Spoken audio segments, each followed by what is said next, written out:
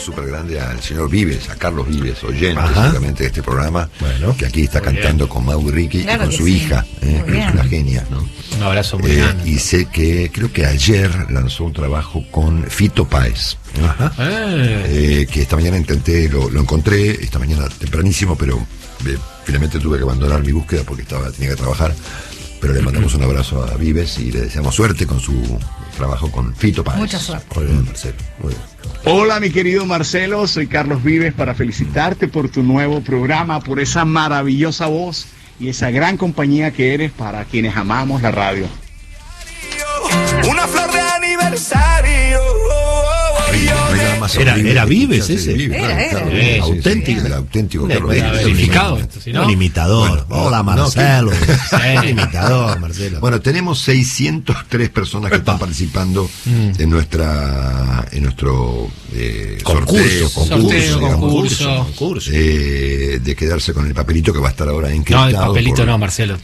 Bueno, el papelito, mis notas, que tienes abajo. Así que esta tarde se reúne el jurado de la tarde. Las minutas se dice, Marcelo. Minutas. Las minutas. Y mañana, minutas el jurado va a dar a conocer el ganador. Por ahí el ganador se entera hoy, pues le vamos a poner un corazoncito. Vos sabés que más importante que la reserva que la reunión de la Reserva Federal en Estados Unidos es cuando se difunden las minutas de la reunión, ¿cómo no? Que es lo que cada uno de los Longobardi del caso anotan exactamente. Tengo una minuta sobre lo que acabo de decir. Esa minuta, guardala esa minuta porque es mucho más desprolija que la de ayer. Esa es mortal, esa es mortal. Esta la subimos. Subila, esa para la próxima. Esta la subimos la semana que viene.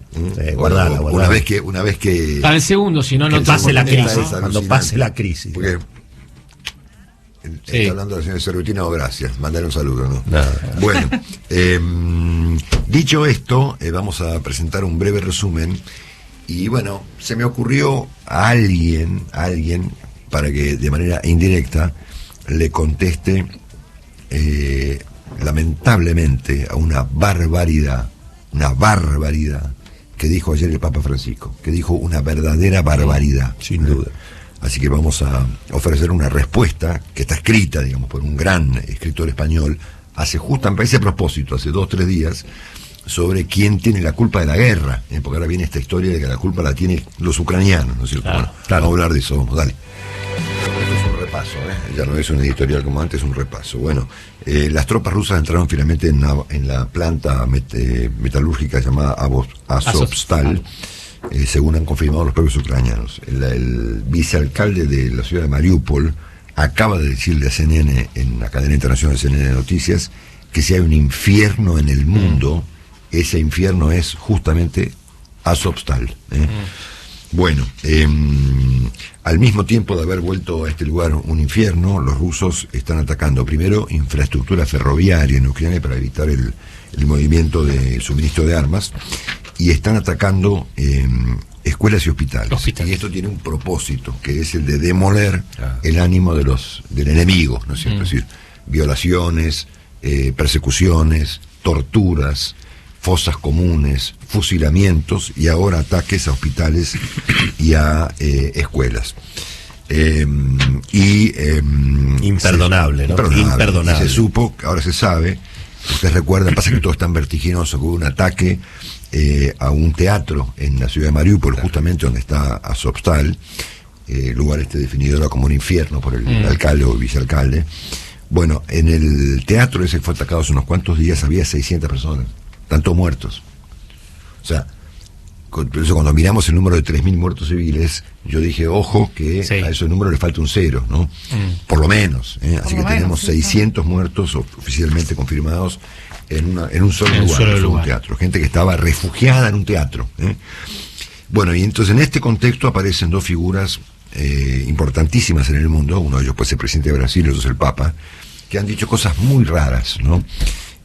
Lula dijo ayer que la culpa de la guerra la tiene Zelensky. Tremendo. Bueno, eso es como decir que, ponele por un ejemplo, que la culpa de una violación la tiene la señora. Claro. ¿No? Es lo mismo, exactamente igual. Pero ponele, bueno, es un político.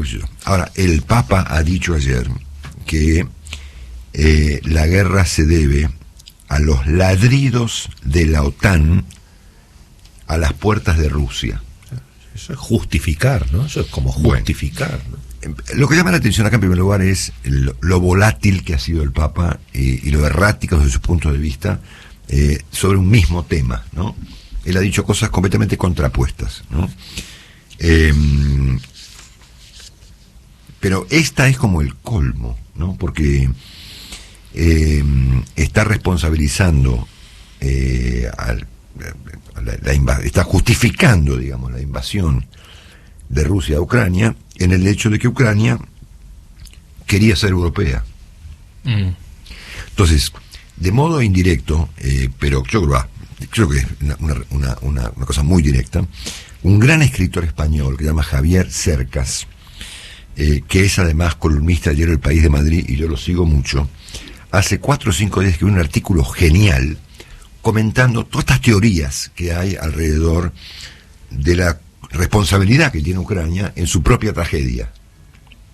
O sea, a ver, hay gente que supone, desde Oliver Stone hasta el Papa, digamos, siempre el mismo que sector, suponen sí, que la culpa que el problema de la víctima es responsabilidad de la víctima, ¿no? Claro. En este caso vamos a decir de las víctimas, porque son personas que están siendo aplastadas Exterminio.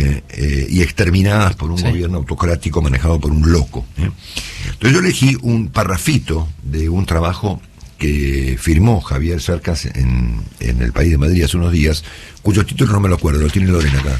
A los ucranianos que les zurzan. A los ucranianos que les zurzan. Claro, ¿no es cierto? Bueno, así dice. entonces el artículo es genial, es breve, yo elegí un pequeño párrafo que encaja directo con lo que plantearon ayer el expresidente Lula y muy particularmente el Papa Francisco. Escúchenlo. El responsable de la invasión de Ucrania no es Putin, sino Occidente, es decir, Washington, que ha instaurado un gobierno títere en Ucrania y ha injertado en el cerebro de los ucranios la absurda idea de querer vivir en democracia y ser europeos. ¿A quién se le ocurre vivir en democracia, no? A los ucranianos, Claro. ¿cierto? Solo a ellos. Al pueblo, a la gente. Lo que no ha dejado a Putin otra opción que irrumpir a sangre y fuego en su país con el fin de neutralizar la amenaza que supone para Rusia. Que Zelensky arrasó con el 73,22% de los votos en las elecciones que lo llevaron al poder y que una mayoría de ucranios en torno al 70% implora desde hace años que alguien, la OTAN, quien si no lo proteja de Putin, que le zurzan. Que según una encuesta realizada, jodan, Claro, exactamente. ¿A quién se le ocurre, no? Totalmente. Que según una encuesta realizada este año por el Instituto Sociológico Rating, el 91% de los ucranios está a favor de ingresar en la Unión Europea. Que se jodan. Pero vamos a ver, ¿qué se ha creído esta gente? ¿Que puede decidir su futuro por su cuenta al margen de los imperios y de sus zonas de influencia? Claro. O sea, a ver, es como que, según esta teoría del Papa, Ucrania tiene un destino dramático, que es su ubicación en el mundo, ¿no? Claro. Como le tocó estar ahí, bueno, no puede ladrar, Claro. no puede resolver su propio destino. Y mucho menos mirar al libertinaje No, de Occidente, claro. No, Marcelo. no, ¿Cómo van a mirar a Washington, Entonces, donde la con- gente es libre? Con Al todo lobby. respeto, Claro. y luego de terminar su reunión con el cardenal Poli, el Papa debiera primero reflexionar sobre la barbaridad que ha dicho ayer, obscena barbaridad que ha dicho ayer, pero que además debiera leer a Javier Cercas, que lo tiene justamente, sí, paradójicamente lo tiene cerca, él vive en Madrid, podría llamarlo por teléfono e invitarlo a tomar un café, ¿no? Me pareció de lo más extraordinario que se ha escrito sobre la cuestión de toda esta gente que supone que la culpa es siempre de la víctima, ¿no? Claro. Bueno, dicho esto, y repasando un poco en un minuto el estado de cosas de la Argentina, ayer el ministro de Economía, o lo que queda de él, Martín Guzmán, ha dicho que ya pasamos lo peor, así que nos quedamos mucho más tranquilos, que la inflación va a bajar del 6,7 al 6,3, lo cual es un dato muy alentador. Famosas últimas palabras. Exacto, Ya exacto, pasamos lo exacto. peor. Bueno, esta mañana nuestro admirado Carlos Pañi firma un trabajo llamado Un golpe blanco no deliberado, un artículo muy bueno publicado en La Nación, que en un momento dice: Larroque pidió al presidente que renuncie. Esta es la interpretación que hizo Carlos sobre el tema, y yo de alguna manera coincido con él, ¿no es cierto? Ayer hubo esta suerte de papelón. Creo que jamás un presidente de la Cámara de Diputados protagonizó una escena semejante de ir y volver a hablar, a ser de mediador entre el presidente de la Nación y la vicepresidenta de la Nación. Recordemos que había Y sobre todo, anunciado Sergio Massa que se iba. Si no se amigaban, me voy, dice. Exactamente. Bueno, se dice la cosa que la se cosa dice. que se dice. Muy bien. Y lo peor del caso es que fracasó. Y claro. Bueno, muy bien. Por lo tanto, hay una expectativa respecto de qué va a pasar mañana cuando la señora Kirchner sea distinguida con el doctorado honoris causa por una universidad que está ubicada en la provincia del Chaco. En este contexto habló el jefe de gabinete, como ustedes saben, dijo al que no le guste que se vaya del gobierno. Yo pensé, se ve que estoy equivocado, que la determinación respecto de quién ocupa un papel en un gabinete es del presidente o del jefe de gabinete. O del jefe de gabinete. No de las personas que integran el gabinete, ¿no? Es decir, no es el... porque eso puedo ir yo. ¡Ey! Hola. O Juan. Sí. Lo pones a No, Juan de no canciller, llego, no, yo sería me un gran entiendo, canciller, ¿no es cierto? ¿Cómo Al no? lado del que tenemos. Bueno, por lo tanto me parece que acá hay una confusión, un malentendido, ¿no? No es que al que no le gusta que se vaya, es el presidente el que debiera determinar quién tiene que estar en su gabinete. Pero bueno, por eso vuelvo a mi idea planteada en mi comentario anterior respecto de que esto requiere una solución de carácter inmediato. Bueno, hoy habrá una marcha contra la Corte. El jefe de gabinete dijo otra barbaridad, dijo, bueno, estamos buscando modos de mejorar el comportamiento de la Corte. Por lo tanto, supongo yo que él verá en la marcha de hoy contra la Corte un modo de mejorar su funcionamiento.